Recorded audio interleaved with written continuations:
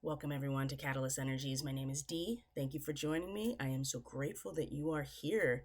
Welcome, Capricorn. This is your new moon forecast. We have a Capricorn new moon on today, Thursday, January 11th, 2024. Technically, it has already passed, but the new moon period in the lunar cycle does last for a couple of days, like 2 to 3 days. So, this forecast is for the Capricorn rising, Capricorn moon, and Capricorn sun, folks. Certainly, if you have a lot of Capricorn in your chart, but it's not necessarily personally identified with those three things, there's still going to be something here for you. If you have progressions in Capricorn, you have draconic chart connections to Capricorn, synastry, whatever, whatever the level of astrology is for you, if you have this connection to Capricorn, but especially the rising moon and sun, this forecast is directed at you. So welcome back, everyone. And of course, if you're new here, thank you for being here. And regardless if you're new and you've been here since the beginning, I truly appreciate all of you so very much. So Capricorn, let's just get right down to business in true Capricorn fashion, because these folks definitely, you guys are industrious, you're goal oriented, you're ambitious, right? You know what it takes to get something done, and you are very focused on those accomplishments. Capricorn people tend to be more apt to take calculated risks. They're more willing to put the energy into whatever it is they are attempting to accomplish, because they know what it takes in order to achieve something. So, and it's more than what the individual could truly achieve on its own. Capricorn is represented by the 10th house in a traditional astrology chart, where Aries is the 0 degrees or the ascendant. Capricorn is the 10th house. It is the zenith of our destiny. It is our career in the 10th house. It is the public sector. And truly, it's where our power, individual power, is released into some sort of framework that is social or that is an entire ecosystem, right? It's our contributions individually and in relationship crystallize into actual structures, institutions, social structures, an extended family. These are all things that the 10th house represents. So the Capricorn people tend to be very focused on these large scale projects, large scale ambitions and goals, and they tend to be just like the goat, right? Where the mountain goat puts one foot in front of the other and traverses that trail up to the top of the mountain with incredible skill and efficiency and a sense of this is where I need to go. So one thing I will say, especially since our last full moon was in Cancer, is to go back to that if you haven't listened to it already. And very simply, Capricorn, one thing to keep in mind, regardless if you're sun, moon, or rising, and if you are a Capricorn rising, and that is the chart we're looking at in this particular forecast, it's impossible to really understand yourself and to be a balanced person without taking into account and consideration the sign opposite of you. So for the Cap rising, the Cancer energy is really who you are in relationship. It brings out those traits in you when you're in relationship, whatever it is, personal, professional, social, spiritual. The seventh house for the Cap rising being Cancer is that it draws out those attributes when you're in relationship, because relationships mirror back to us that which is our antithesis in many ways. Capricorn, without an acknowledgement and an understanding of where your personal power comes from, where your root system truly lies, and your own internal emotional needs, right? And all emotional needs are internal, right? Without an awareness of this at some level, the release of your power and your persona and your creative expression into the public sector can be so easily pulled into a framework that is not, I don't want to say it's not your own, but without that healthy root system, it's very easy to get pulled into the larger structure and not even realize that maybe your own emotional needs aren't being met, and perhaps not even acknowledging like where your root system actually is. And the reason I bring this up is because the fourth house for the Cap rising in particular is Aries, and Aries is the beginning, right? It is the seed itself. It is all of our creative potential encapsulated in this one seed point uh, of potential, right? That grows and develops over time and goes through the life cycle. So the Aries aspect for all of us is somewhere in our chart, but for the Cap people, especially Cap rising, it really is where it's in those, your private life, your inner world, your personal power. And mundanely, the fourth house is home and family of origin, the land that you're from, your tribal identity, your clan identity, your national identity. All of those things are related to the fourth house because this is where you put your root system down. And this is where the North Node is. This is where, of course, Chiron is. We're going to talk about that because there are plenty of transits related to Chiron happening within the next 2 weeks. I would really say, Capricorn, there's a very small window right now with this new moon to make adjustments to whatever team you're on right now. And if you are truly committed 100% through the whole process to run this race with this team, because you truly do find yourself and you experience the authentic identity of who you are in your inner life and your personal emotional needs, right? That root system. And without an acknowledgement about that, or without really healing what is going on there, and especially Chiron, I mean, Chiron in the chart is all about healing those wounds that keep us from actualizing our potential and to come into a stage or an experience of higher awareness, right? You have to actually accept your fallibility, which is is not really happening a lot right now as far as I can tell. And so for those of you listening here, as we go through this, just know that without really working on those deep emotional needs or the ways that your character and self-esteem have been influenced by where you feel you belong, right? Your home and family of origin, or those that you identify as family to you. This is the fourth house is where we really develop our character. And there is a very strong pull at an unconscious soul level with the lunar north node pulling us in that direction of basically our inner child, of the unadulterated and pure creative potential that we all have. You know, the spark of divinity is within all of us, and Aries really represents all of the potential of that in the seed. If it's important, Capricorn, I would say, especially with this particular new moon, that if you have not already acknowledged the areas in your relationships or the ways that your relationships may be holding you back, that they may be leading, you may find yourself stuck in some ways, right? That if you don't get out of the pathway of the speeding train in terms of relationships, you're still in a position, especially because Capricorn people, you're just going to follow through with whatever you've committed to. But without an acknowledgement of where the wounds may be in that area, where there may be aspects that are tender within that root system, I do feel like that once and many people, they have picked their lane. There's no doubt about it, especially since the last lunar cycle started in Sagittarius, and we all kind of gone through the last 4 weeks roughly of growing into the person that we want to be, right? By imitating, by playing, by a sense of almost not fake it till you make it, but acknowledging, okay, this is what I want to grow into. This relationship or this belief system gives me purpose and meaning, so I'm going to act in accordance with that. And for the Cap rising, that has all been in a very private part of the chart, which is the 12th house. There's a lot of things getting wrapped up around that.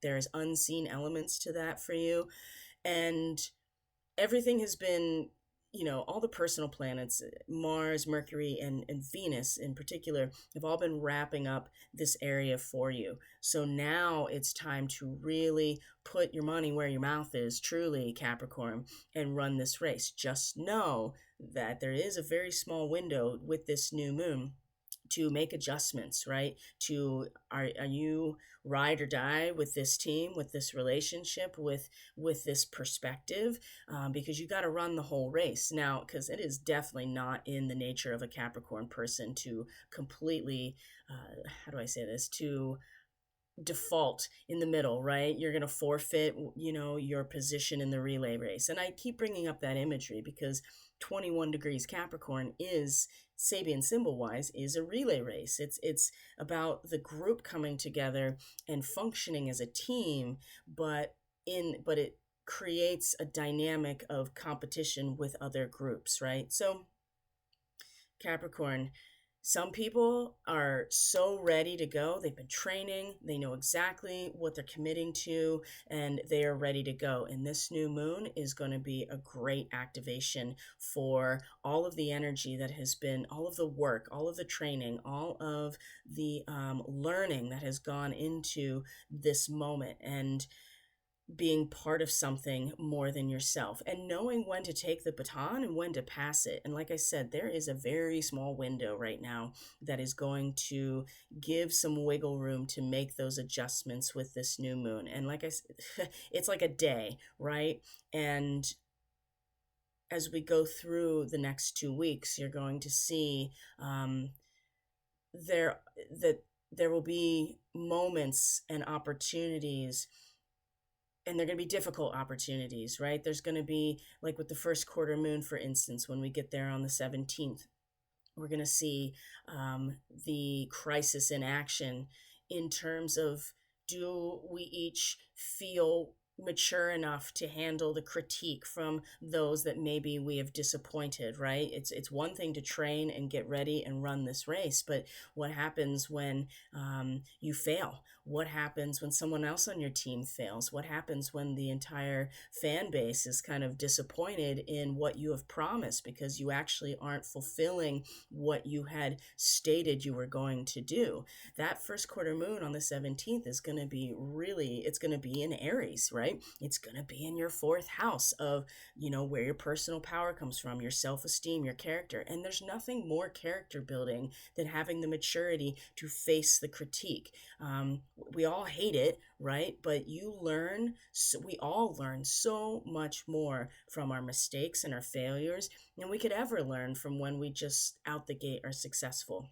So this next week in particular is going to be kind of just like with every new moon into the first quarter moon, it's going to be the organic structures starting to build and generate, and then we start seeing the obstacles, right? So what are some things going into this new moon that are carrying over from the last day or so that are really, really helpful? So number one is that Mars is in your sign now and is in the first house for the Cap rising people.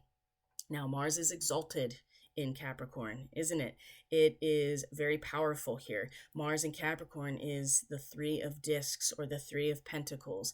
Mars loves, is the planet of our personal initiation on our projection of our personality, right? It's instinctual, it's spontaneous, there's no thought, it's all action. It's just like it's an electrical surge, right? That's what Mars represents in the chart. So to be in the first house or to be in your sign really supports this projection of self into the world or into whatever it is that you are here to create or what you want to build, right? Whether it's a project, whether it's a relationship, whether it's a spiritual thing, whatever it is, Mars is here in your sign and is very powerful here. It's exalted, right? It's at home in Aries and Scorpio, but the next place of power below that in its exaltation is Capricorn.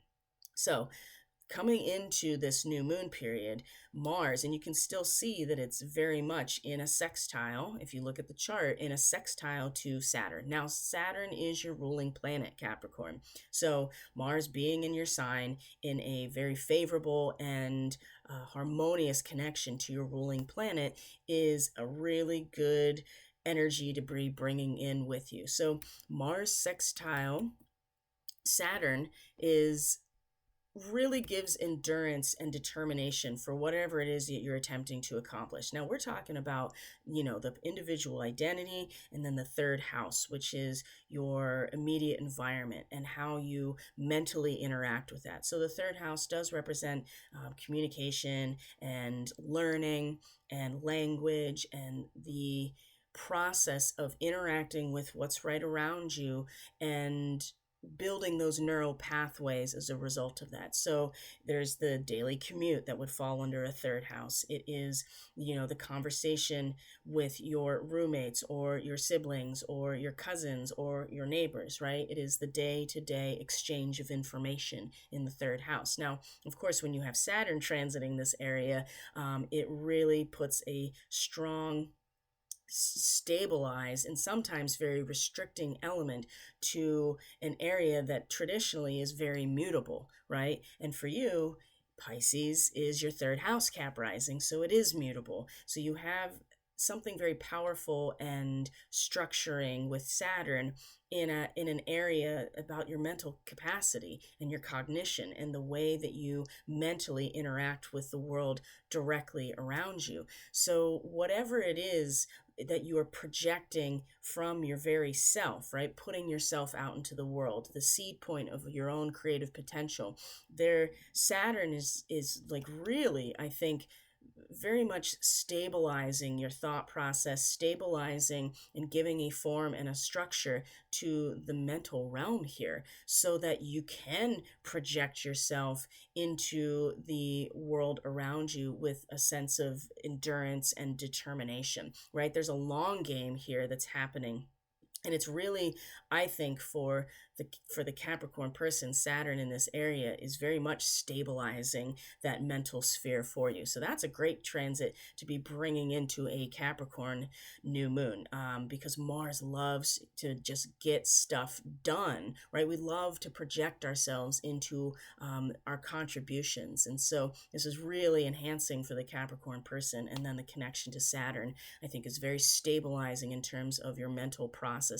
Now, granted, Pisces is not exactly something that we think of when we think of thoughts, but it is mutable, just like Gemini. And so, for the Cap person, having Pisces as the third house, I mean, it brings that broad spectrum, humanitarian, transcendent quality right into your immediate reality. And so does Neptune. I mean, Neptune transiting this area for you for years has brought that transcendent, broad, humanitarian quality right into your doorstep. And your ruling planet now being here, moving direct, is providing a foundation, providing a structure that is in a lot of cases very difficult to get around. Saturn is very restricting, but since it's your ruling planet, this is exactly what you want. And so it's stabilizing your thought process and the way that you interact with information, which otherwise could be very formless and nebulous with Pisces in the third house, especially Neptune here, right? There's no boundary here, which in some cases makes your imagination just incredible. But and to make the immediate reality seemingly no different than the experience of oneness with everything else. But Saturn here is like, okay, there's an actual structure and some power here, and a responsibility to be structured and provisional in many ways in this area. And that gives the endurance, that gives the determination, that does provide the long game for you to project yourself into the world as who you are, which again, industrious, accomplished, goal oriented, serious in business, right? I mean, Capricorn people get it done. That's just all there is to it. So having Mars here like this is great. Now the other transit coming into this is the fact that the sun was just in a trine to Uranus. That trine is certainly starting to wane on the other side, but even the new moon itself is in a trine to Uranus. So trines are 120-degree angles. They are very stable, but they don't provide a lot of initiative for change or growth because there's no real tension. At least with a sextile, a 60-degree angle, you have to participate in it in some way. And the particular place where Mars was directly sextile Saturn was actually the degree of the sun at the last full moon. So there's this harmonic here about mobilizing yourself in relation to a group effort trying to get somewhere. And the the idea that no matter what, it's the process that I feel like is significant. It's the mental process. It is the communication that is significant and has a sanctity, even if it doesn't seem like it.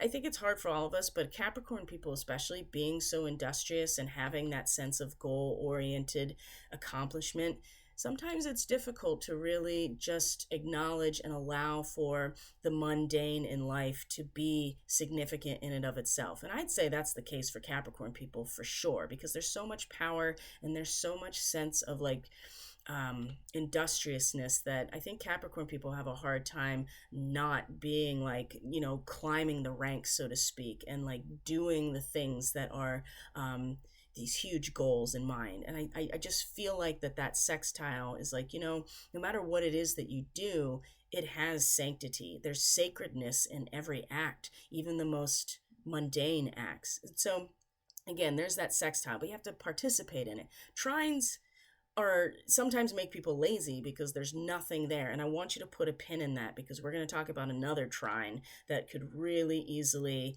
There aren't very many lazy Capricorns. Let's just put it that way, okay? Unless you have tons of Taurus in your chart. And Taurus people, the downside to Taurus is that you can be very lazy. This trine, and Uranus in Taurus, let me tell you, has been turning that shit on its head constantly. Like it's for years now, right? It is shifting the landscape and keeping all of us from getting too entrenched and too lazy, because it's always moving things around unexpectedly in terms of value, resource, our material possessions. And for the case of Capricorn, Taurus is the fifth house. This is how you creatively express yourself, is through very material means, right? And so that can be anything from just wealth accumulation.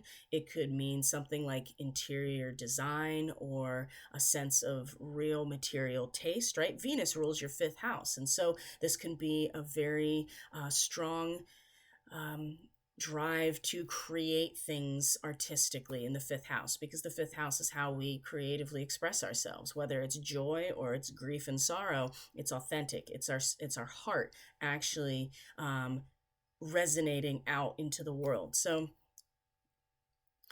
the trine with, and I'm putting a lot of emphasis here because understanding the elements coming into this moment, because it's the sextile, it's this trine with Uranus, it's the fact that the new moon itself is in a T square, the nodal axis, which again is in the houses ruled by Cancer and Capricorn, right? This is very, very much part of your identity all along the way. And the especially with the nodes of the moon, the unconscious drives that are really throwing a wrench in a lot of what otherwise would be like, oh yeah, let's get on it. Let's get this done. This trine, this new moon in a trine to Uranus. Now, like I said, the trines themselves are oftentimes, they're stable, but they don't provide a lot of opportunity to change or grow because there's no friction. Now, however, Uranus is involved. So when you have these trines, it really does initiate in some way a positive change, especially in a trine. It's a positive change. You can lower your inhibitions, allowing you to express your feelings more openly. And I would say that specifically with the retrograde of Uranus, it might be much more of an internal change that allows you to express yourself more openly. Maybe something shifts in terms of, your voice, right? Or the way that you express yourself, or maybe the resources or the value in and meaning of your creativity. Maybe something shifts in that way, and it allows you to shift the way you project yourself into the world. And I would say that for the most part, with these trines to Uranus, you do feel the twitch or feeling of anticipation. There is change and excitement to your life. It's important to trust your intuition. And if something tells you to act, maybe, or to express yourself, perhaps that is something that you can do with this new moon today. Chance encounters are possible. You're going to be attracted to unusual circumstances and people.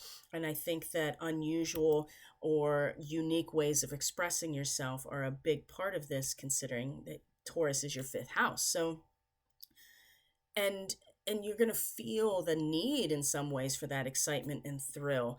And I feel like that this could, of course, this could go either way, with in terms of the new moon, because you're putting all of yourself into this relay race, and the starting gun goes off with this new moon, and we start to see exactly where we all stand in relation to each other as we are fulfilling our roles, right? So there may be something that drastically changes, or something that presents itself internally, right? Uranus is still in its retrograde. So you may have an internal change that you may feel very suddenly, that may take the lunar cycle to truly unfold and unravel. But I would say trust your intuition in this moment, like truly. And the thing is, in order to trust your intuition, which comes a lot from the fourth house, you have to acknowledge what's going on down there. So we'll get to that.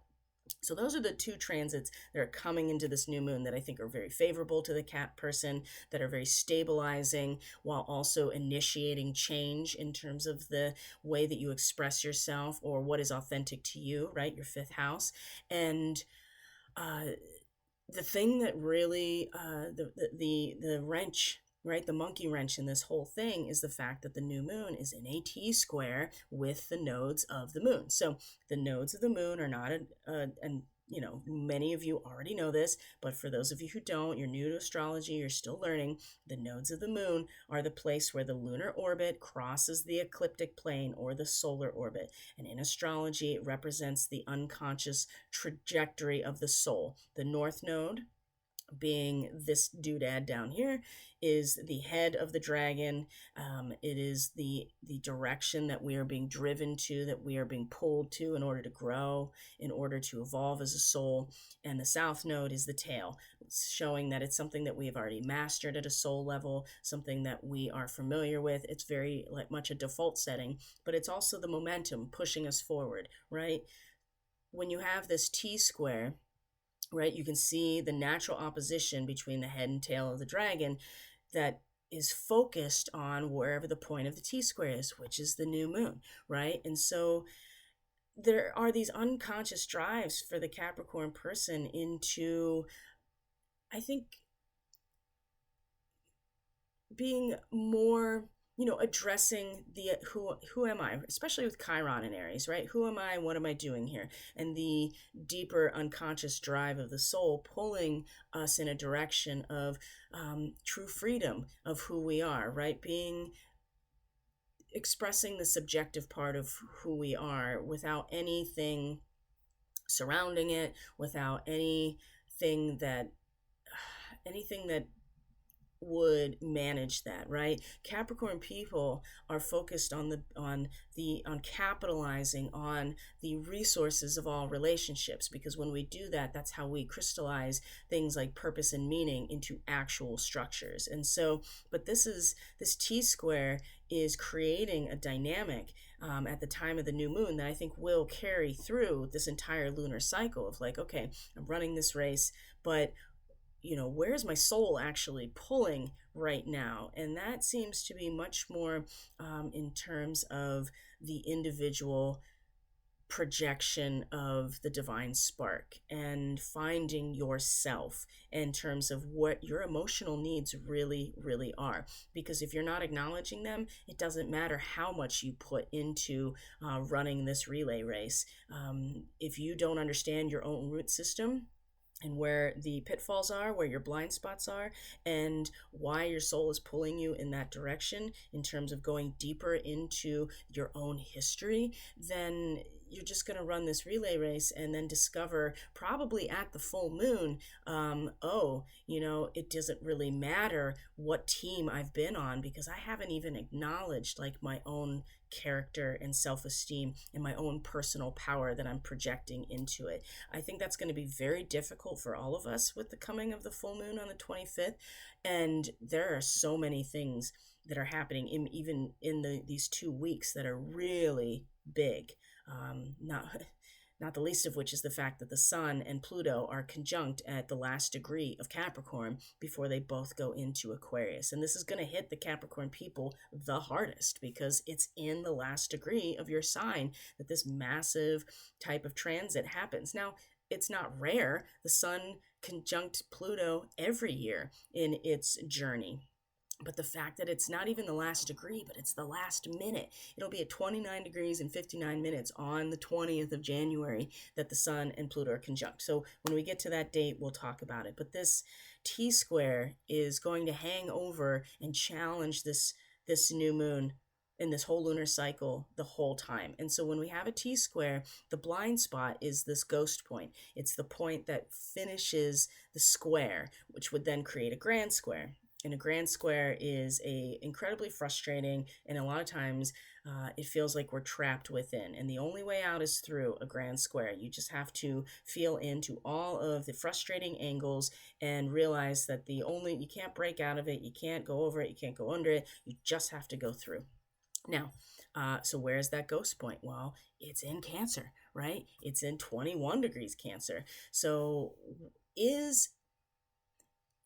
this degree is about a person who is giving their personal best and in the process of doing that, receiving the emotional reward for doing so, because it's like an opera singer, a famous opera singer. And so this person has trained, they have significant talent, and they perform it. And in the performance of an opera, you're really speaking to the cultural and social dynamics of the times, right? That's what an opera really does. And so there is a price to that success, though. And I think there's something here that is really important to not be blindsided by.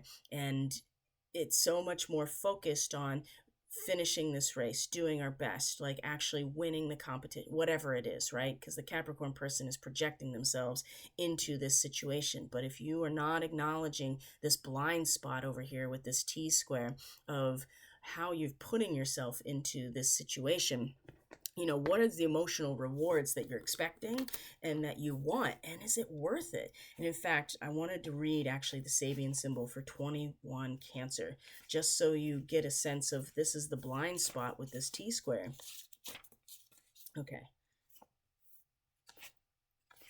And again, go back to the full moon in Cancer, because you already got some pretty good information about your ability to, maintain yourself individually in the face of that speeding train coming down the tracks. So 21, a famous singer is proving her virtuosity during an operatic performance. The emotional reward accompanying cultural excellence, right? And so it's a drive towards individualization by means of concrete forms of cultural activity.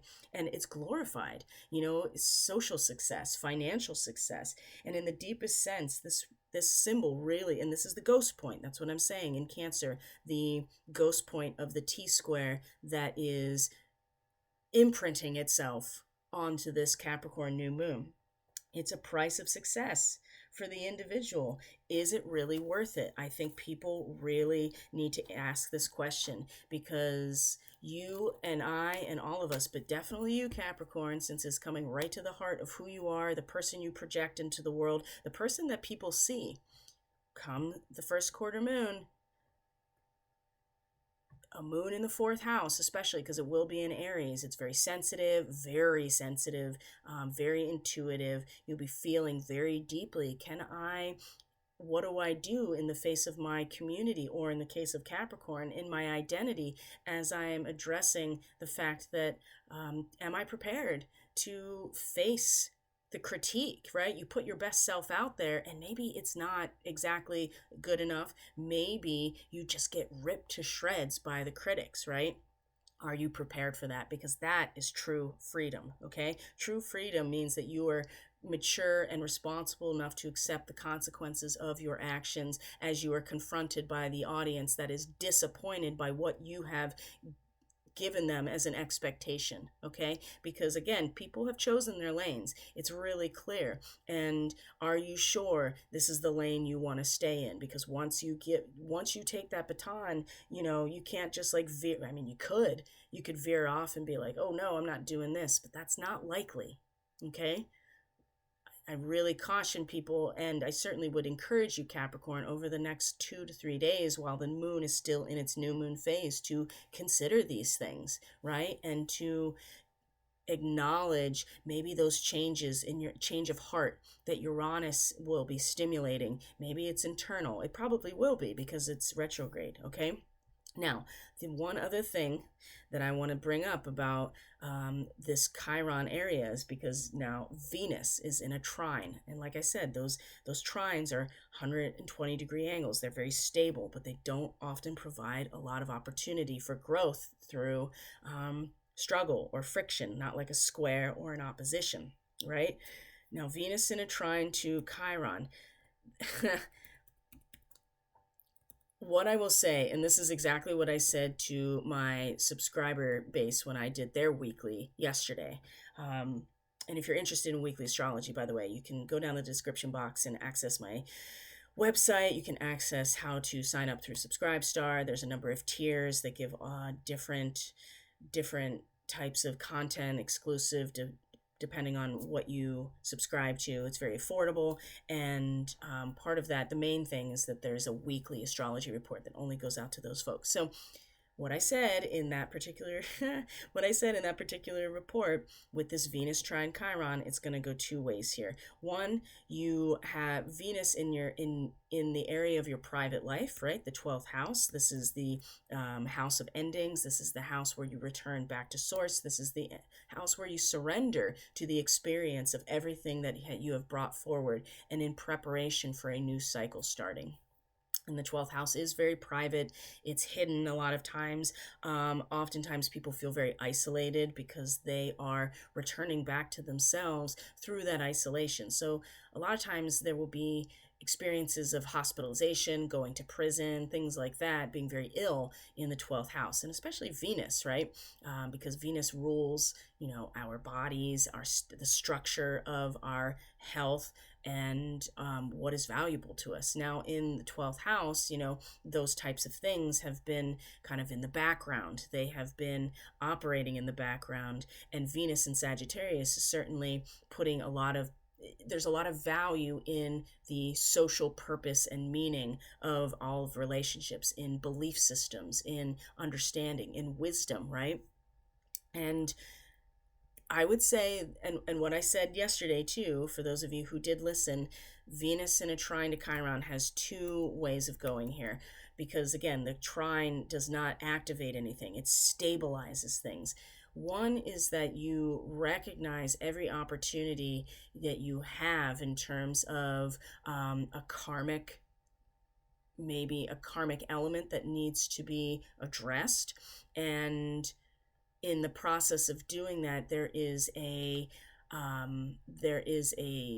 opportunity and a really simple good fortune of healing these areas, right? These areas of your root system. So if you think about like a root system of a plant, and anybody that's ever done horticulture, anything like that, you know that if there is disease in the root system in and of itself, it is very difficult to get rid of. You usually just have to start over, right? Now, if the root system is healthy, you can cut that plant down to the soil, and it will come back when the conditions are better for its growth. And like I said, anybody that's into gardening or horticulture, anything like that, you've probably done this. I know I've done this, and sometimes it's a really difficult thing to do when you're like, I'm cutting this down to the soil. But then when you do that, the root system has the opportunity to start over fresh.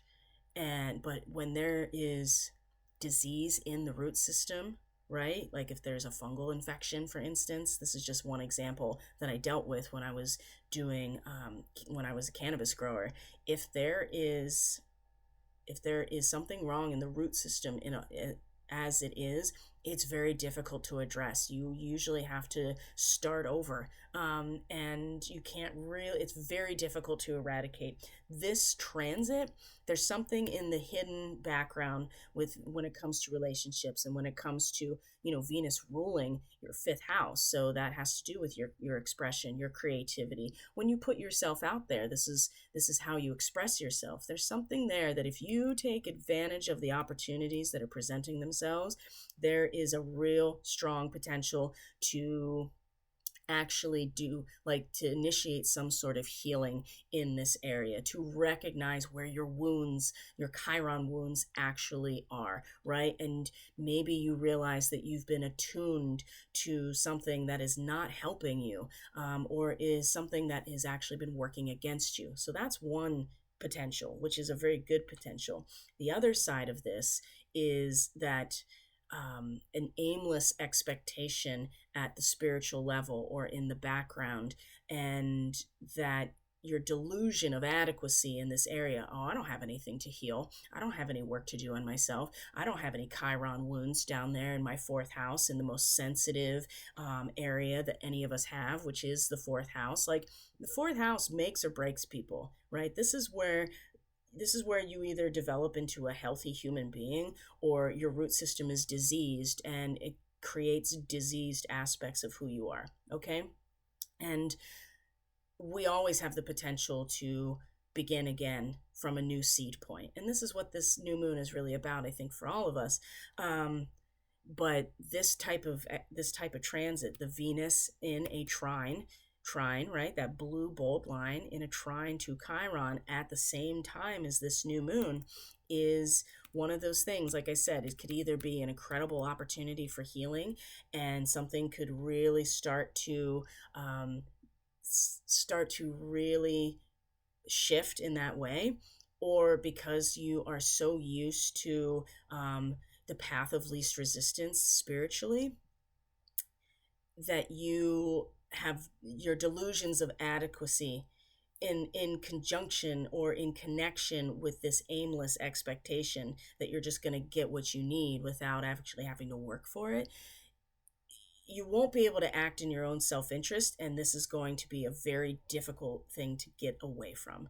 So and for the cat person, because it's in the background in the 12th house, it's even more difficult to really be able to tap into. You have to really feel with your actual senses in terms of your relationships, in terms of, and Venus also rules Libra, which is your 10th house, so your career and your public life. Things may have been easy for you to gather up to this point. You may find that ship that you're following that always has food, right? Like a seagull is following the barge, right? You may come to realize that maybe it stops, maybe it goes away and docks, maybe it's a mirage, right? There is something here that I feel like could very well work against you, Capricorn, if you are not consciously taking opportunities that are presented to you and applying them to your actual healing at the most sensitive root level. Okay, because Chiron is showing us our wounds, especially now that it's direct, right? It's now we're acting through our wounds. So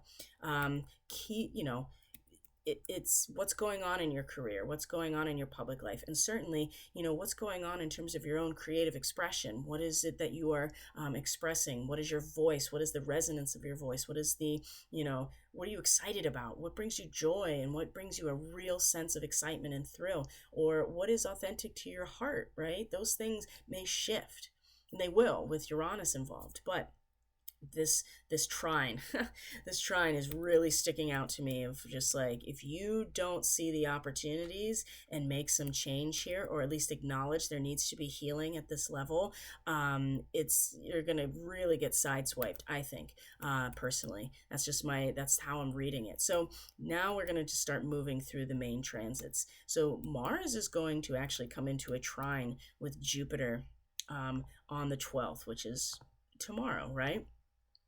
And Mars and Jupiter trine, right? So this is one of those trines that's actually really good for getting stuff done. Of course, because Mars is in Capricorn, and Jupiter again is in your fifth house, creative expression, joy, play, romance, dating. That's the other thing too. I mean, fifth house is about romance and dating. It's about your individual expression, not so much about the energy in the relationship itself, but the energy that you are exuding that attracts people to you, and how you feel when you're in that romantic state and when you're dating, right? So Mars in a trine to Jupiter is a very beneficial type of transit. So and very specific, right? Now, normally it increases your desire to compete to win. Well, we know that that's what the new moon is really about. You're competing to win as part of something, as part of a group, right? You're really projecting that part of yourself out with this new moon, right? So, and Mars trine Jupiter, anything you start now often turns out to be successful. And this is one of the best indicators of success with a Mars trine Jupiter. And there's a lot of good fortune, there's bountiful and beautiful energy here, especially if you have a really righteous cause. And you really do just get what you want with a Mars trine Jupiter. And this is the right time for decisive action, making important decisions, taking the lead, increasing your wealth, all of these things when it comes to you and how you express you. First house and fifth house. Now, the degree that Mars is in is the one thing that makes me go, we're really, you know, Jupiter in particular is now really delegating all of the aspects of how do we take physical limitation and transform it into a personal or social asset. And in the case of you, Capricorn, that has a lot to do with managing your creativity and how it's expressed into the world, right? Or managing your capacity for dating or joy or thrill or play, right? The children is part of the fifth house as well. So Jupiter is like, okay, let's start managing and delegating these tasks and these resources to actually take these physical limitations and conquer these natural difficulties very consciously, right? Which is great. Now Jupiter's not actually putting them into action. Jupiter represents the big picture. So there is this big picture energy of expansion in this area of, okay, how can I turn these difficulties into something creative that I can put out there. And Mars is like, yeah, let's put ourselves out there and do this. Now, what I will say though is the degree that Mars is in at this trine says a lot about what you want to project into, which is the need to complete anything that you're doing before going into the next phase, right? If you're building a bridge across a deep gorge, if you are conquering natural difficulties very consciously, if you're using physical limitations and transforming them into assets, right? It's important that you don't take shortcuts, and it's important that you don't escape the obligation of your daily life. And with Mars and Capricorn being so powerful, this is like measure twice and cut once, right? You need to complete what you're doing in terms of yourself before you can really expand in this area of creative expression, or putting yourself out there creatively or artistically. And I'm not saying that you can't do this. It's really giving that, like I said, this is a small window right now. This type of transit's like you need to complete the undertaking that you have been doing within yourself before you keep moving. And we're still in the new moon period as this transit is happening. Okay, now, and this is tomorrow, the 12th of January. So now we go into, and the moon, by the way, sorry, we're getting ahead of ourselves here. The moon is in Aquarius as well. It'll move past Pluto and come into Aquarius, and it will square Jupiter. Now, this is a harmonic of the full moon that's coming, because the position of Aquarius in the square to Jupiter is the same placement of the sun at the upcoming full moon, right? And 6 degrees Aquarius is very interesting. It's like a masked figure is performing a role in a mystery play. It's about transpersonal responsibility, because Aquarius is about the social consciousness. It's not individual, it is the collective consciousness. It is the audience, right? It is the community as a whole, the spirit of the community as a whole. And it receives, it's the 11th house, right? Receives the gift that we individually are giving. And that's what the 5th house is, the gift, right? The square is going to create a harmonic to the full moon. So just again, these next couple days are very important to pay attention to and what is coming up. So what do we expect here with this particular square? You know, you're feeling into the involvement in very long established patterns of activity, aiming at releasing collective power. And when you have the moon in the 2nd house, in particular for the Cap rising, you are sensitive to the energetics physically, right? You are feeling into, and sometimes you become kind of like a collective mouthpiece because you're feeling into the physical dynamics of the world around you. The 2nd house is the objective reality. It is the soil that the seed is planted in. So you're feeling into that. You get an intuitive sense of what that is. And in that square to Jupiter, for the most part, it doesn't create too much drama.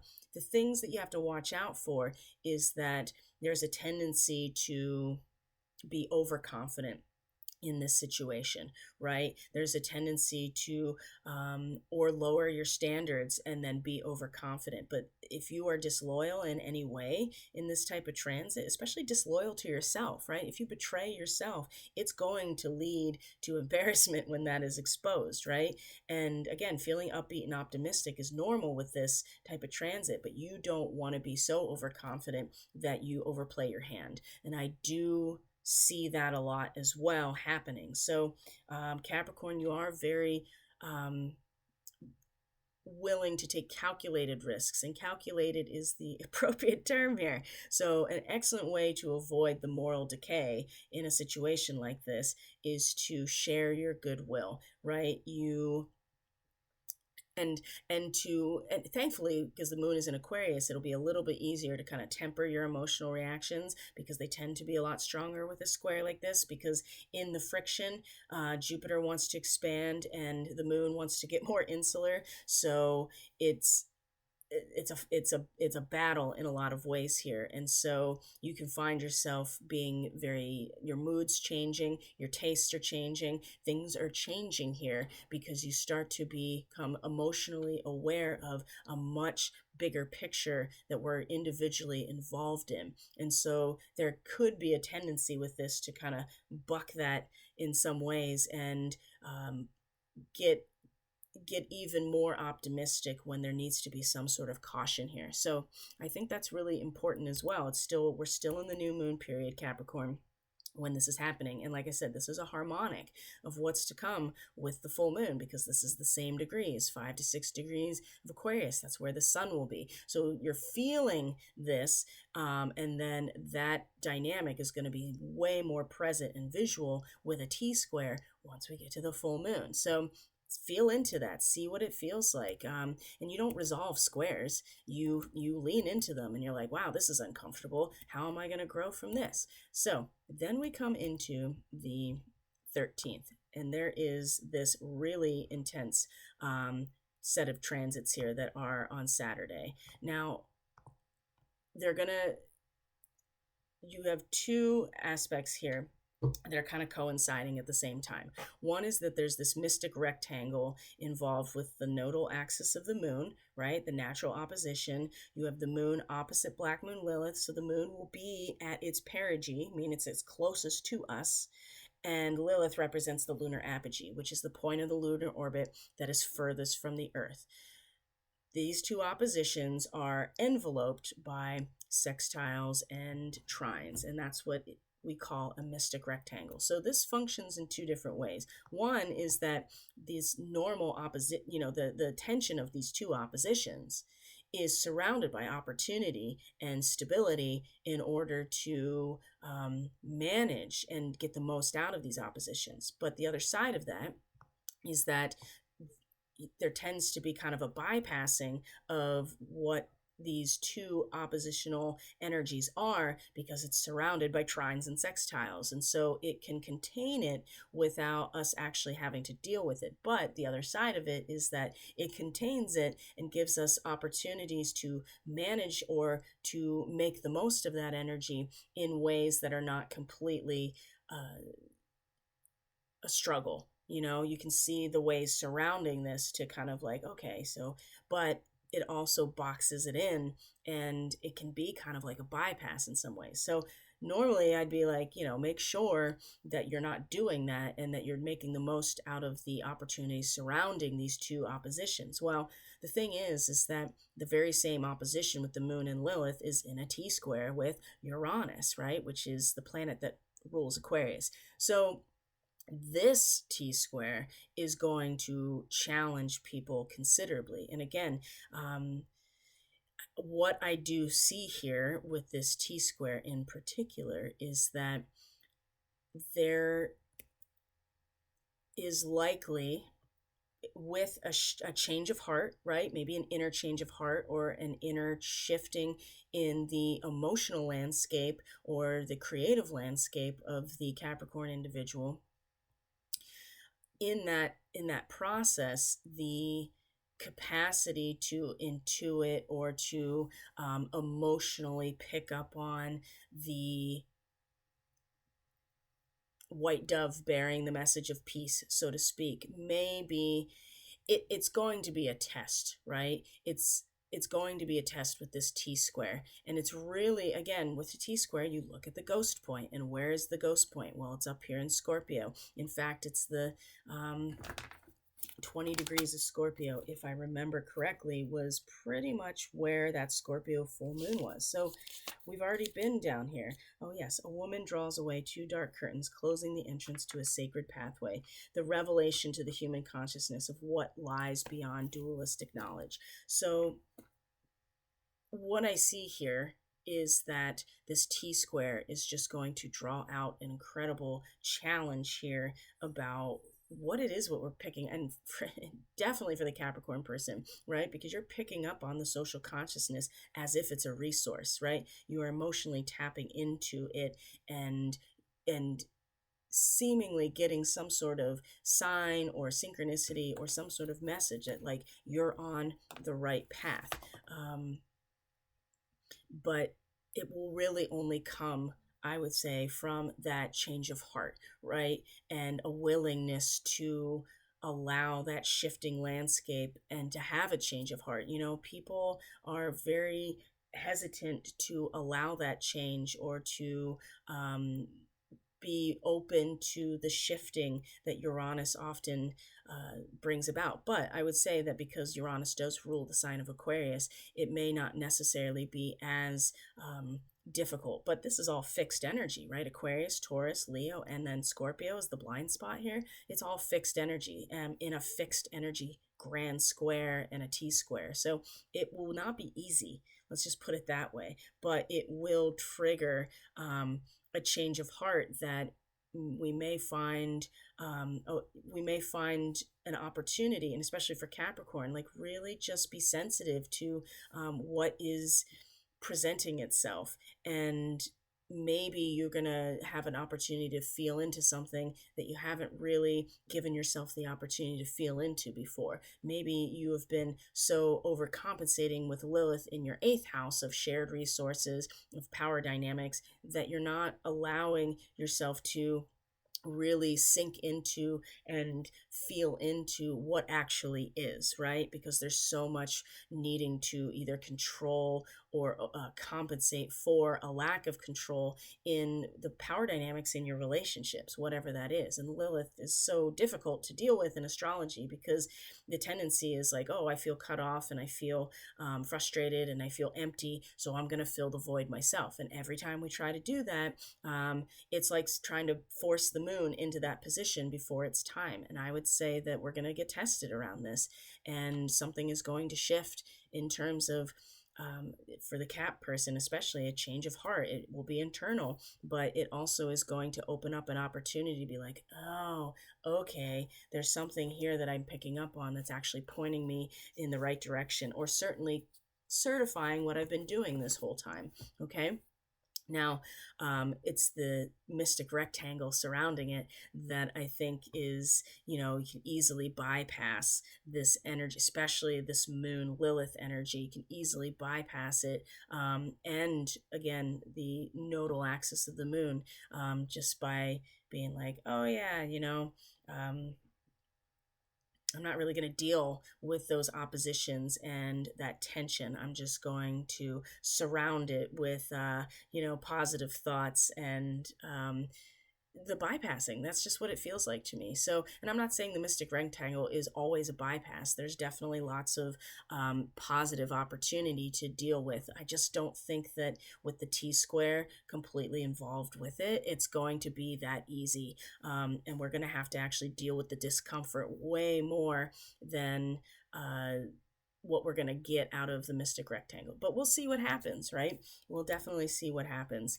It's going to be way easier to just be like, you know what, I'm just going to get inside this box and, or just surround this tension with all of these other aspects that seem really positive and are harmonious, instead of actually really leaning into why this is uncomfortable. And I think you'll get way more out of leaning into why this is uncomfortable, because again, the only way out is through. And sometimes that means coming to terms with the fact that we've been trying to fill a void that is only meant to be filled by the Great Spirit, by Creator, by the Divine Spark, especially when it comes to that eighth house. Because power dynamics with Lilith, ooh, Capricorn, I'll tell you what, there's been some dark, dark stuff probably happening in this area, as every time Lilith goes back into Leo, right, there's just some darkness here. So let's see what we got moving forward here. Now, Mercury is going to enter your sign right after this, and then the moon comes into Pisces. And, the next big thing, honestly, is coming into first the 15th. Let's look at that, because we're also going to see that the sun is going to sextile Neptune. So you see, after that mystic rectangle, things start to calm down just for like a day or two. And then we hit Monday again, and the sun in your sign sextile Neptune while the moon is actually on Neptune. So normally Sun sextile Neptune is a really nice transit that just heightens all of your sensitivity, your intuition, your imagination, especially when it comes to the person that you're really projecting into the world. And of course, the sun in your sign, you're really shining, you're really illuminated, you're really sustained by being this person, and people are attracted to you because you become like a light in the world. And when you have a sextile to Neptune, right, it just heightens all of those imaginative, intuitive qualities. You're hypersensitive, especially in terms of what's right in front of you, and you have increased awareness, increased tuition, right? This is a really great time to visualize or dream up your ideal future. I would say, in terms of you, Capricorn, to dream up and visualize your ideal self, right? The person you want to be in this world and what you want to be contributing to. You can make new goals now, so to turn your dream into a reality. Again, I still think we're in this window of like, you can still make changes to what you're committing yourself to at this point, if you're willing to be honest with yourself and address the wounds in the most in the deepest layers of who you are, Capricorn. But you can, and this is a great time to express that caring, idealistic side, that charitable side, by serving others. And a Capricorn person that is committed to true service there is no beating this person in any way, right? This is when you, as a Cap person, are truly committed to actual service in your leadership.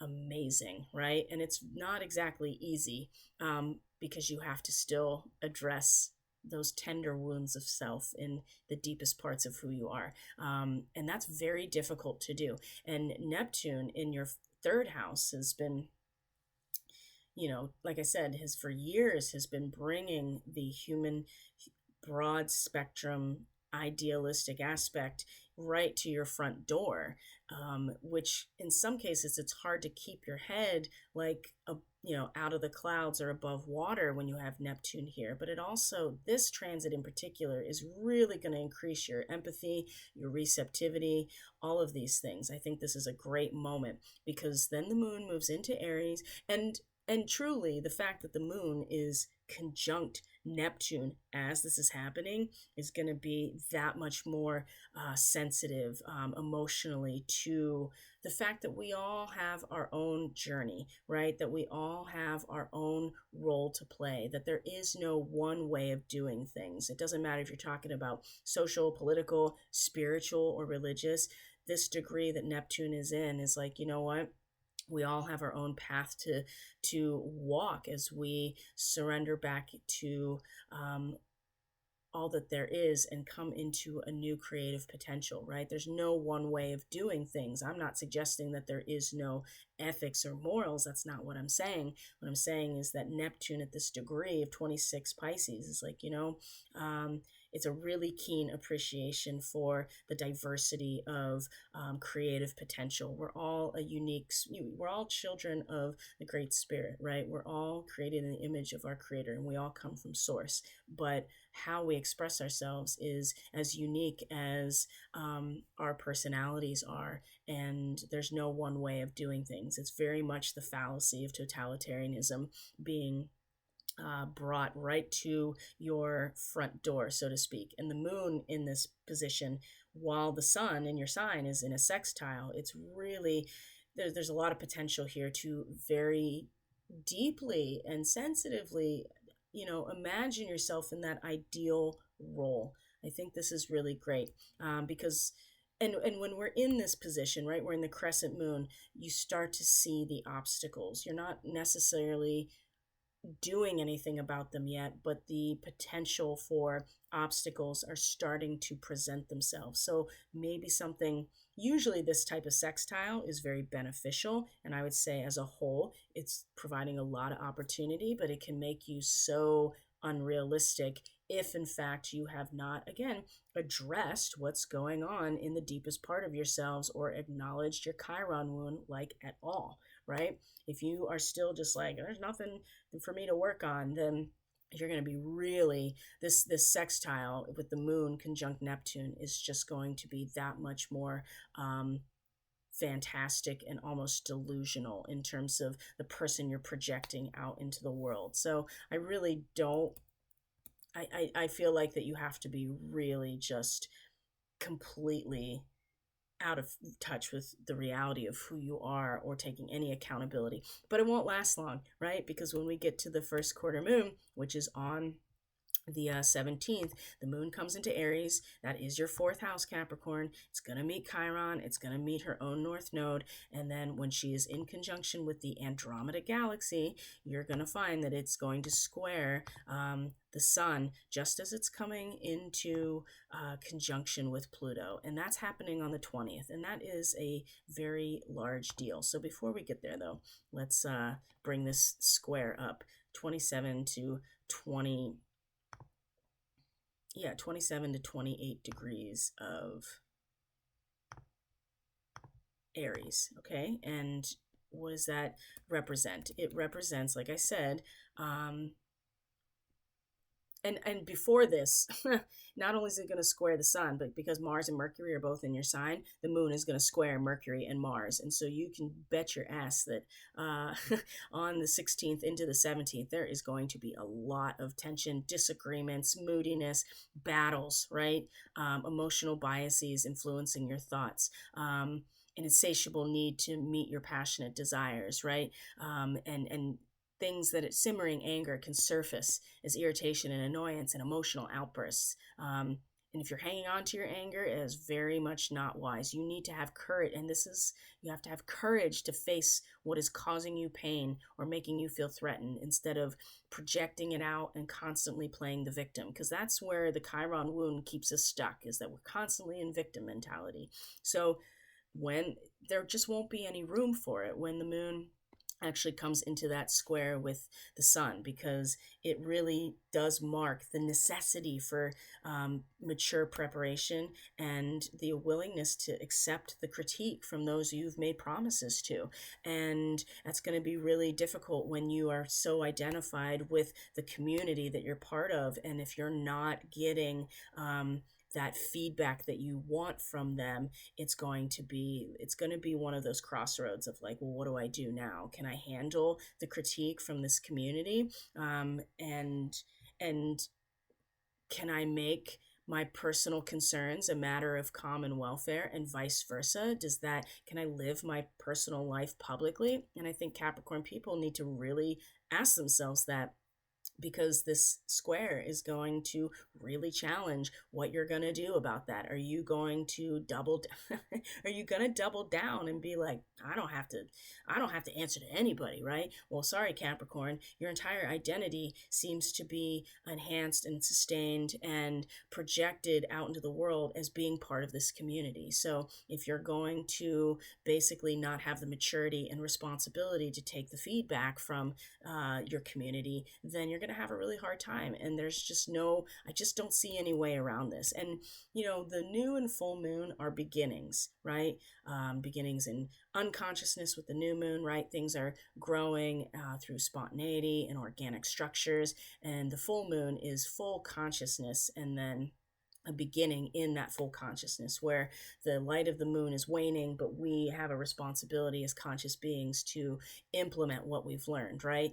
It's the squares that we actually feel, that we experience the crisis point itself. And so it's from the 16th into the 17th, right? Tuesday into next Wednesday, you're going to feel that tension. And because the moon is in your fourth house in Aries, Capricorn, you're going to be very sensitive to it. And moody, and especially because it's a moon in Aries, my God, the tempers are going to flare, the inflammation in the body. Let me tell you what, moon in Aries tends to really influence, but I think for the Cap people, it's going to be very emotional, very sensitive. People are going to have extreme emotional outbursts and temper tantrums during this time, and they're not, and do you want to be that person? Or are you going to take the initiative to really work on yourself, and know that you are in full consciousness committing to this process, and willing to accept the feedback? That's the other thing too. So now we move past this point, and the Mercury in Capricorn is going to sextile Saturn, the same place that Mars did at the new moon. So that's usually very beneficial, clear thinking, good judgment. So here's something right away that can kind of like ground us mentally, and for the Cap person, like really give your sense of self,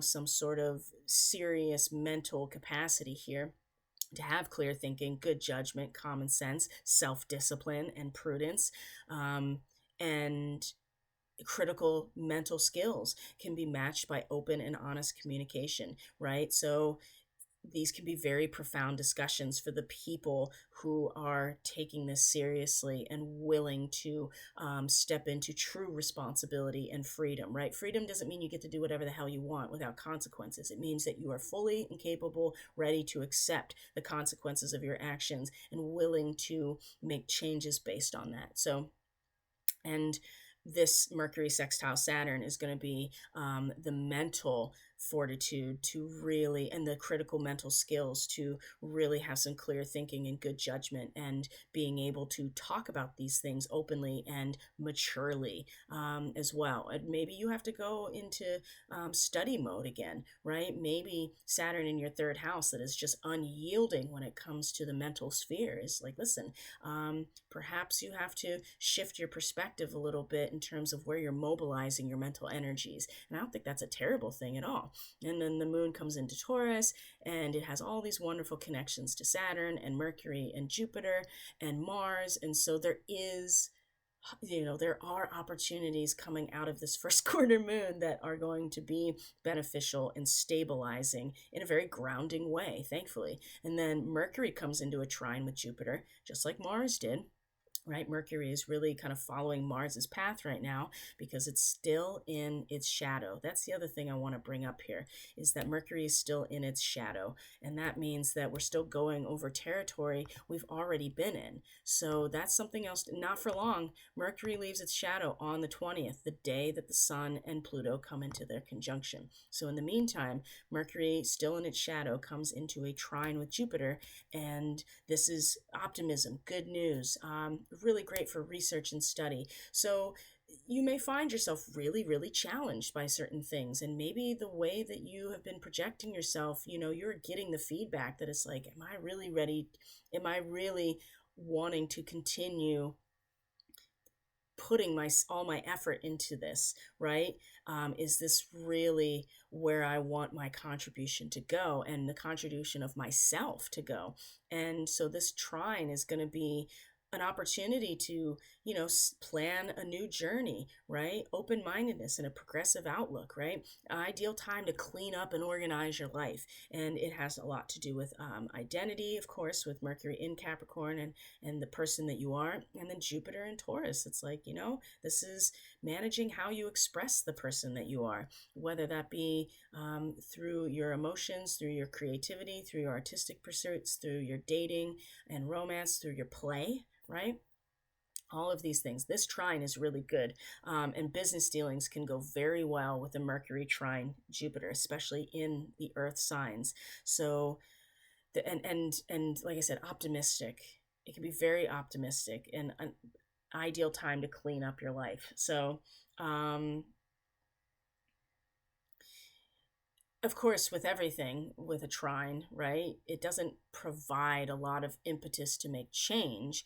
And so, if you're not really interested in making change or growing or healing, this type of thing may seem like optimism and good news, but it also may not give you the opportunity to really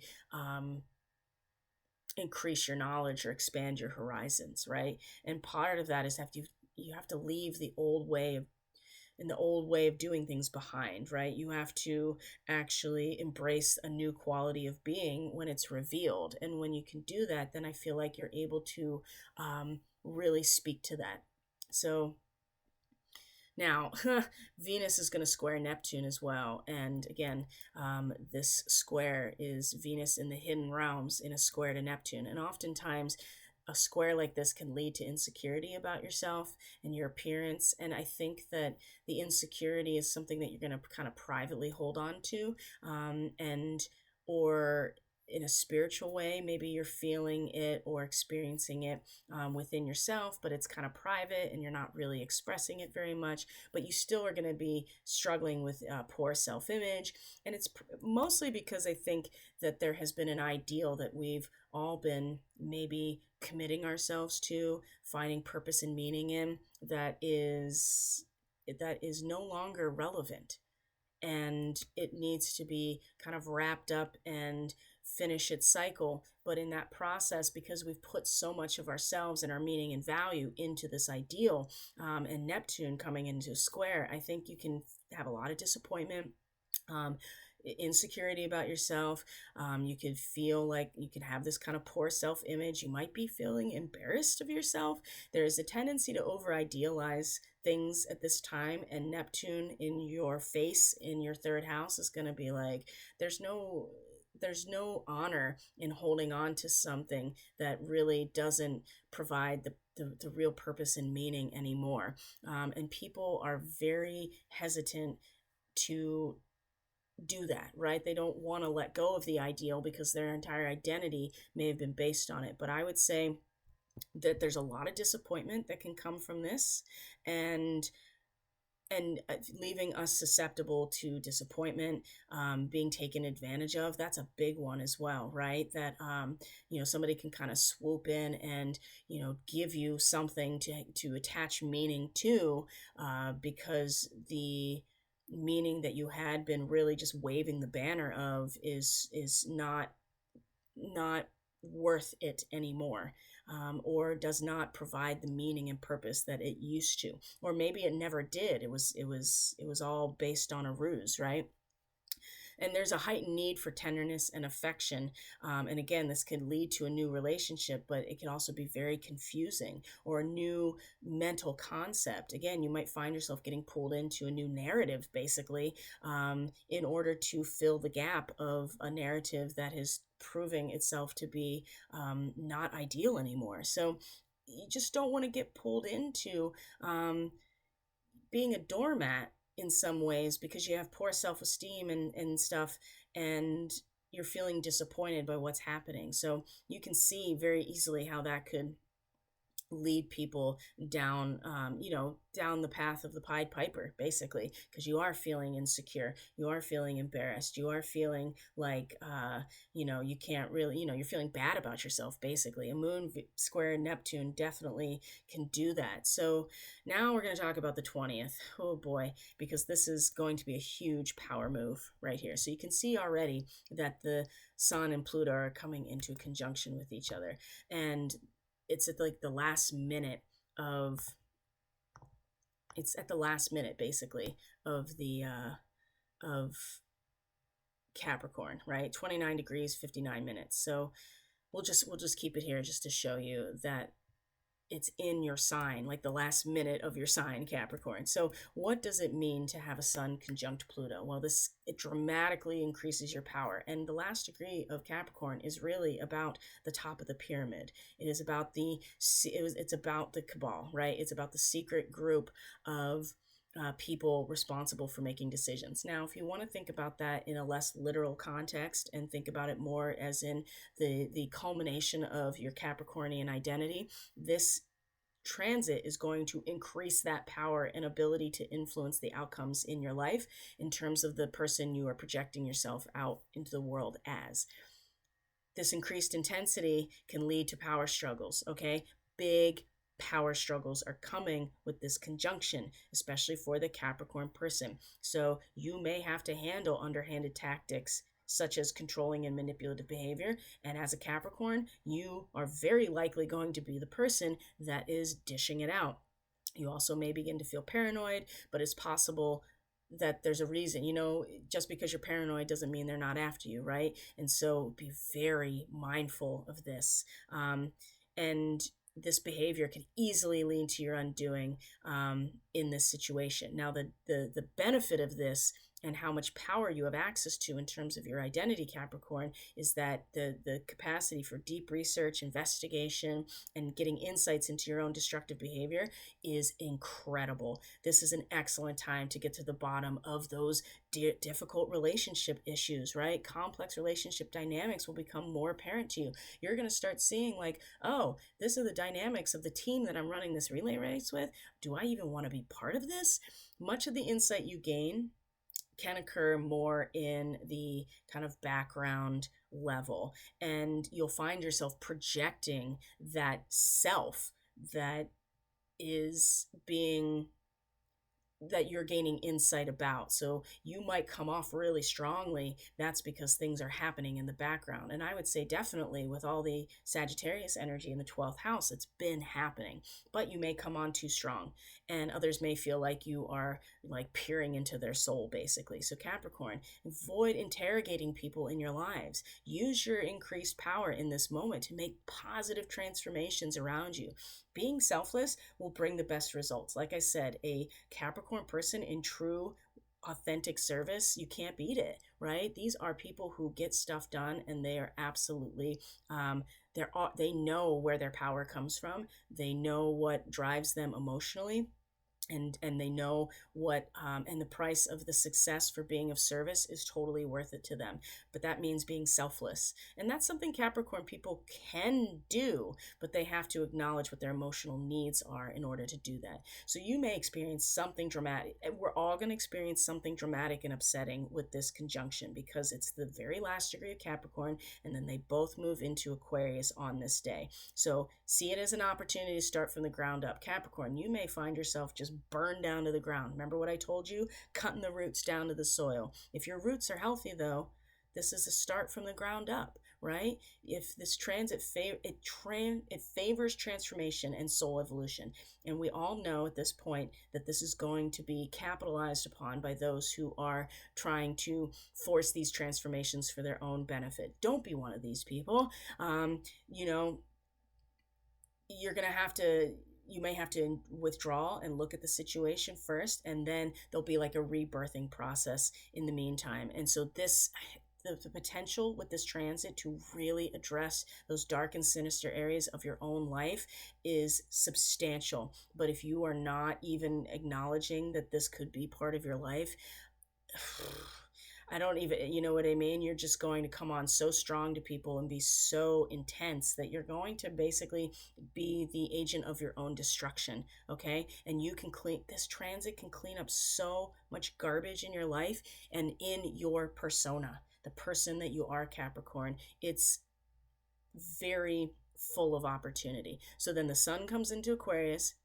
And while this is happening, by the way, the moon has come through the Pleiades and has come into your sixth house, the house of where we all get our shit together. So as this is happening and the sun and Pluto move into Aquarius, the moon is coming through your sixth house, Capricorn, being like, okay, now I have to really acknowledge what I actually have to do to get my shit together. What do I have to do the day in, day out, one foot in front of the other, the unglamorous, the disciplined action and function of my resources in order to transform myself into the best version of myself.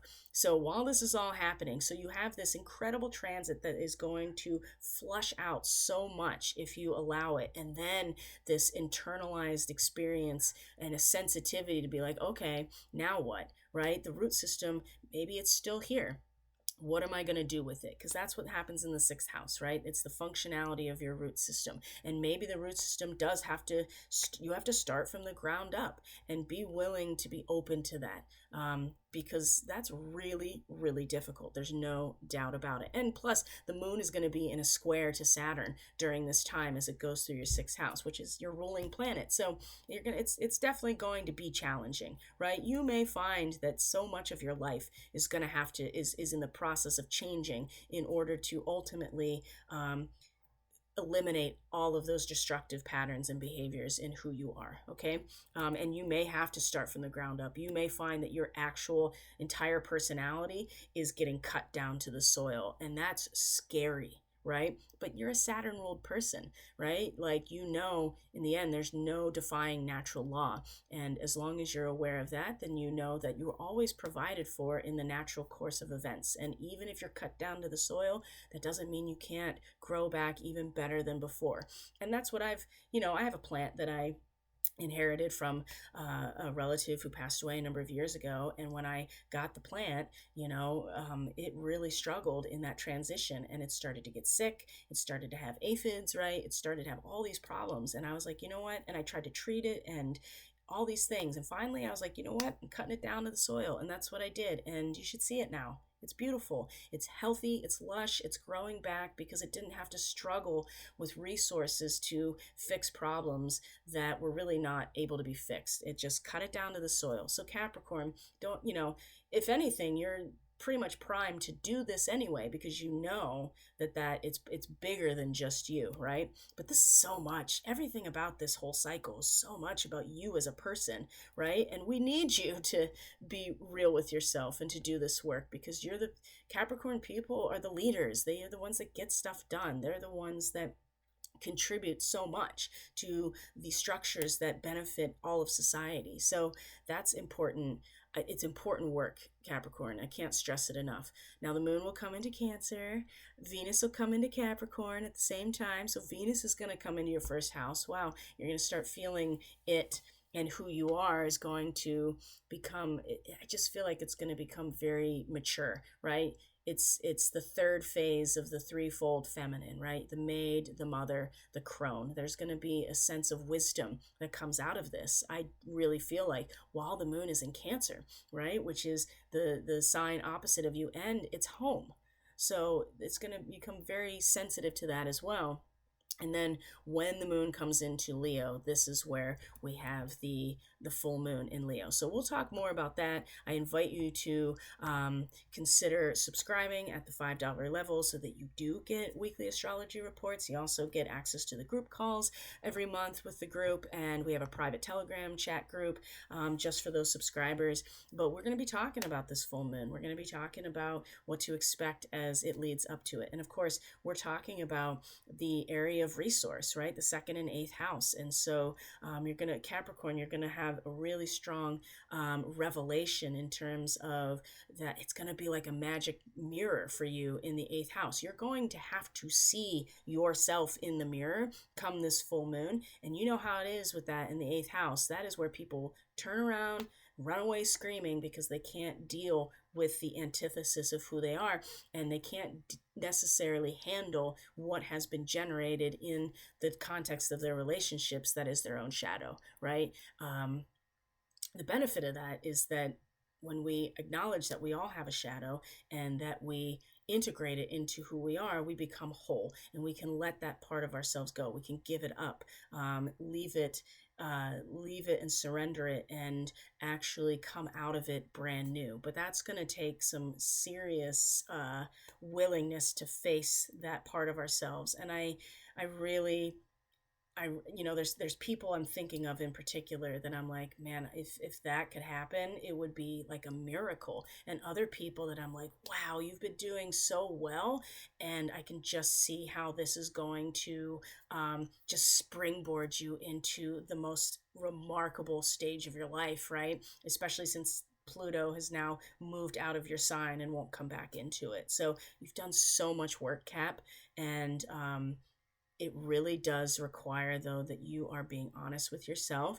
and willing to address the underlying dynamics emotionally that are your wounds, right? Not getting caught in the victim savior narrative, being willing to address those wounds of your inner self and your power and your emotional needs, because this is ultimately where the soul is pulling the Cat person right now, is in Aries, in your fourth house, right? What are your emotional needs? Where is your root system really situated, right? And how are you in the context of that? How do you find yourself? Do you know who you are in the midst of your home and family and the people that you're closest to? Do you feel like you can commit yourself to these people, or to your family, or whatever that is for you? Because that's where the soul really wants to go for the Cat person. So I think I've covered everything that I need to cover today, Capricorn. So thank you for being here. I truly appreciate each and every one of you so very much. I hope you got something valuable out of this forecast. And as always, if you did, you can always help this channel grow by subscribing, commenting, sharing, hitting the like button. You can always hit the bell for the notifications if you want to know when I'm uploading. And of course, if you go down the description box, everything you need to get more information about me, about Catalyst Energies, about my work, and how to be more of a consistent subscriber and to get those benefits. That's all in the description box. So take care, Capricorn. It's an incredible time right now. And I'm actually really excited for the Capricorn people that are willing truly to do the work, because the things that you will be able to truly accomplish as a result of this I don't even think we could really imagine what can come out of really being so industrious and driven to accomplish something. But it starts with where your power comes from. So take care, Capricorn, and I will see you on the next video.